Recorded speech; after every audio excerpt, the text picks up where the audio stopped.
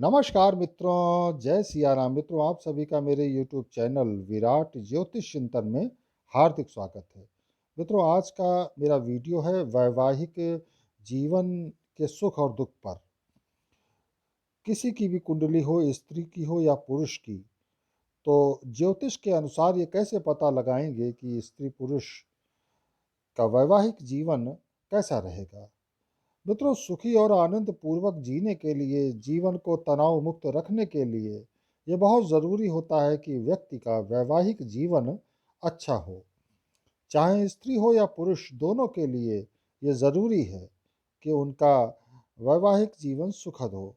किसी भी व्यक्ति के पास चाहे कितने ऐश्वर्य के साधन हो, धन दौलत हो, लेकिन कटुतापूर्ण वैवाहिक संबंध के रहते वे सारे सुख व्यर्थ ही हैं। जीवन तनावपूर्ण हो जाता है, सामाजिक प्रतिष्ठा का हनन भी होता है। कभी कभी तो लोग बल्कि संपन्नशाली लोग, बड़े धनी लोग भी क्लेश युक्त दाम्पत्य जीवन के रहते आत्महत्या तक कर लेते हैं।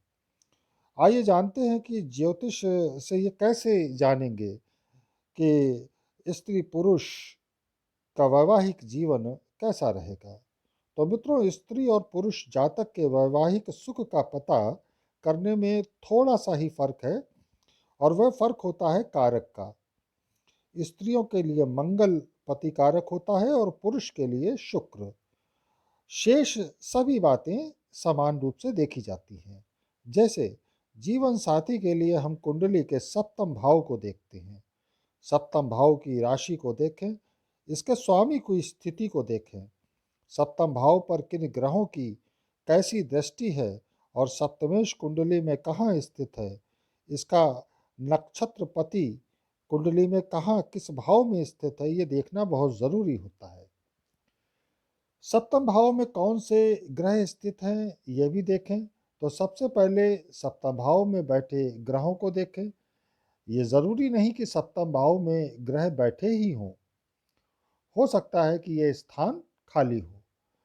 अब ये देखें कि सप्तम भाव में किस ग्रह की दृष्टि पड़ रही है। देखिए, मोटे तौर पर सप्तम भाव में सूर्य, शनि, राहु, केतु, मंगल का बैठना अच्छा नहीं समझा जाता। सूर्य, राहु और केतु ये खास तौर पर सेपरेटिंग प्लैनेट्स हैं, और शनि, मंगल, राहु, केतु की दृष्टि भी प्रायः सप्तम भाव पर अच्छी नहीं समझी जाती। अब ये देखें कि सप्तमेश यानी सप्तम भाव का स्वामी कौन सा ग्रह है और कहाँ बैठा है। अगर ये 6, 8, 12 भावों में हो तो प्रायः ये अच्छा नहीं माना जाएगा। इसी तरह 6, 8, 12 भावों के स्वामी ग्रह भी अगर सप्तम भाव में बैठे हों तो ये अच्छे रिजल्ट्स नहीं देते। ये जो बातें हैं मित्रों, जो मैंने आपको बतलाई हैं, ये ज्योतिष के सामान्य सिद्धांत के तौर पर ही हैं। यानी वैवाहिक जीवन देखने के लिए सप्तम भाव और सप्तमेश को देखना जरूरी होता है, चाहे कुंडली स्त्री की हो या पुरुष की हो। सप्तम भाव सप्तमेश को चंद्र कुंडली में भी देखना चाहिए। ऐसा नहीं कि सिर्फ लग्न चक्र से देखकर ही फलित कर दें। वैवाहिक स्थिति का पता लग्न चक्र और चंद्र कुंडली दोनों से ही देखना चाहिए। मित्रों, अब जो विशेष बात होती है, जो प्रायः लोग नहीं देखते, वह बता रहा हूँ कि सप्तमेश देखने के बाद हम कारक को अवश्य ही देखें। जैसा मैंने शुरू में ही बताया कि स्त्री की कुंडली में मंगल तो पुरुष की कुंडली में शुक्र कारक होता है, और यदि ये कारक निर्बल होकर के कुंडली में बैठा हुआ तो निश्चित रूप से जाने कि वैवाहिक सुख में बाधा अवश्य खड़ी होगी। यहाँ स्त्री पुरुष के कारक में भेद है। यदि हम स्त्री की कुंडली देख रहे हैं, मैं फिर से बता रहा हूँ, तो कारक के तौर पर मंगल को देखें, इसकी स्थिति को देखें कि ये कुंडली में कहाँ बैठे हैं।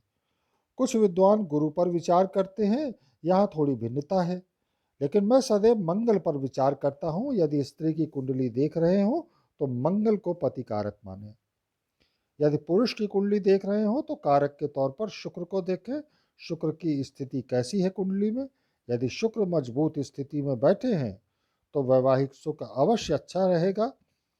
पत्नी का सपोर्ट रहेगा, प्रेम संबंध बना रहेगा। शुक्र की स्थिति कमजोर है तो फिर कटुतापूर्ण संबंध बनेंगे।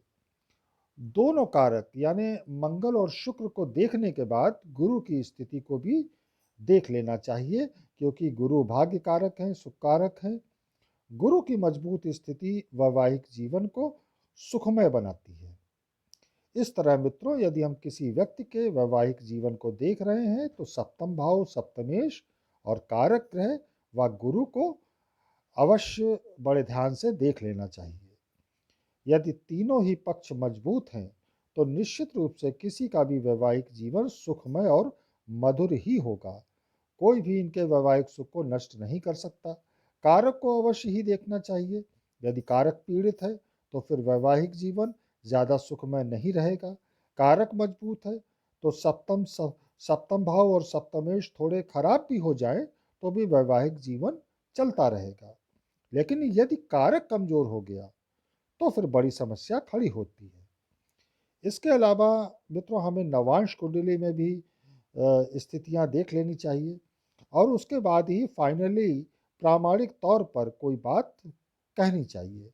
सप्तमेश और कारक ग्रह की स्थिति नवांश में कैसी है, गुरु की स्थिति कैसी है वहाँ, इसे भी अवश्य देखें। इसके बाद दाम्पत्य जीवन की तस्वीर शीशे की तरह स्पष्ट हो जाएगी। तो मित्रों, आशा है मेरी दी हुई जानकारी आपको अच्छी लगी होगी। इसी के साथ अब मैं अपनी वाणी को विराम देता हूँ। मिलेंगे अगले वीडियो में पुनः किसी नए विषय के साथ। तब तक जय सिया राम, नमस्कार।